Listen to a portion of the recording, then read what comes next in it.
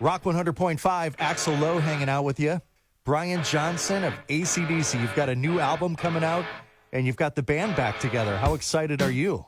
It's something, probably nobody thought would happen, but, it was about 2018, and Angus was contacted by the record company, said, do you fancy doing an album? And Angus said, well, let's ask the boys, So, he asked me and Cliff and Phil, and Stevie was there, obviously, and I think we all said yes immediately. We just said, oh, this would be great. And, of course, we went off to Vancouver in about August just to see what would, I didn't know what anybody thought would happen. But as soon as we walked in, there was this just electricity, this lovely vibe, this bond that had been built up over 38 years or something then, since I joined. And of course, when the boys plugged in or powered up, if you'll excuse the pun, and I started playing, that was it. We were just all made up. It was a great time, for us. Yeah, very excited for all of us rock fans, too. Cliff, how did you feel about getting back together with the band? You had retired a couple of years ago. Oh, I was really excited to do it. The last Rock or Bust was due to be my last fling, and that was a tough tour to finish. But when I heard that Brian and Phil were back, I was super excited to join in. AC/DC's Power Up will be out November 13th, and by now, I think everybody's heard a little teaser of it. What can you tell us about this new album?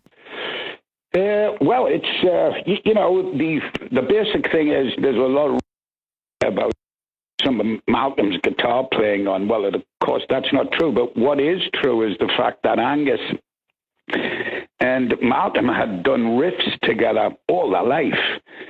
And they literally had a big box of them. And Angus said he basically just went through them all. And he went, oh, that's a good one. This is a good one.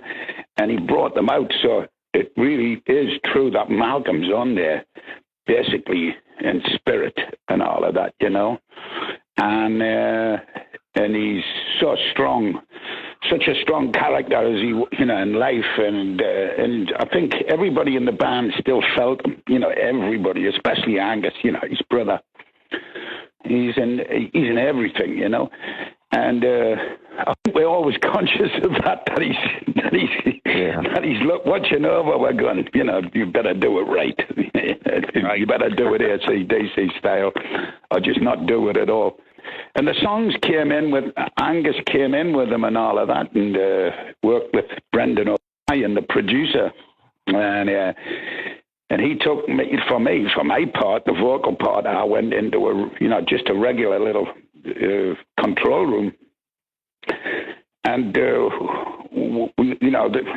we just went for it, and take it back, and Angus would have a listen and see if there was anything needed changing. But basically, the songs were just almost set up for it. There was just changes here and there. That's obvious. That's going to happen, but there wasn't much. So it came together really well, really well. Also, Brendan's a great motivator. He keeps it going. And the end result is, this is, as soon as you hear it, this is an AC/DC record. Yeah, it's got that great signature sound. Now that the new record's done, Power Up, coming out November 13th, are there plans to tour? Well, we talked about playing some shows when we got together to shoot a video and do some rehearsals. It was with an idea of playing some shows. Unfortunately, we all went home after that rehearsal and conversations, and then this damn virus hit. It was never taken any further. So we've, like everybody, everything's on the shelf, but we would love to get out and play live. I hear that. 2020's been a frustrating year for everybody. How did you guys cope with those previous lockdown months? It's as frustrating as hell. What can I say that's even interesting? The same as everybody else, right. Just trying to make life bearable, just doing things. you know, it's getting a bit better now, but in the early days when it was complete lockdown and stuff like that, it was just, you know, you had to make your own fun in the house and, you know, you call people a lot, I think, you know, Zoom people and but it stopped everybody in their tracks, you know, especially us. We were so excited to get together in Holland, you know, where we rehearsed for about 3 weeks. And it was just, you know, we were so happy with what was coming out, you know, and just like Cliff said, you know, we just flew back and thinking it was somebody else's virus. You know, it's not going to happen to us. But boy, oh boy, that was wrong. The conversation, it was starting when we were just about to leave Amsterdam. We were getting the news about it, and it was like, well, you know, it's flu. And then, well, bang. And did anybody in the AC/DC camp get the virus or know somebody that got the virus? I've had a couple of friends that have had it that are right about my age and went through it. Both are okay. So good. Yeah, good. Yeah, good to hear they're okay. Good to hear the band's okay and healthy. New AC/DC album coming out in November. We get that first song from it on Wednesday. And I want to talk about another album that you guys put out. We just celebrated the 40th anniversary of Back in Black. Back in Black, the album, is the fourth biggest selling album of all time. Even outsold the Beatles' White Album, 26 million copies. When you guys were recording that, did you feel like you were creating magic? Did you feel the specialness of it? Yeah. It was Brian's first work with us, and it just felt magic. You know, it was really good. Yeah, you know, it's still, you know, I listen to it today, you know, and it still sounds fresh. You know, the songs, and they do. You know, when I listen to Back in Black, it sounds like some young kids come out with something that he wants to say, and he wants to say it loud and proud.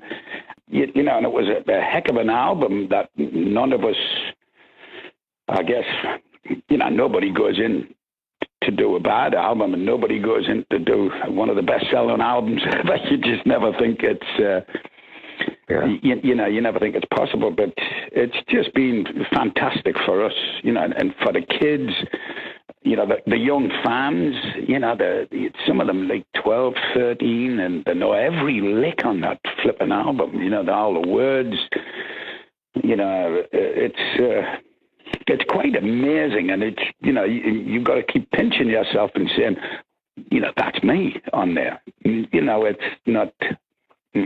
not easy to explain. Yeah, no, I can imagine, but I think you explained it pretty well. Last question: the best part about being a member of AC/DC, and the most difficult part?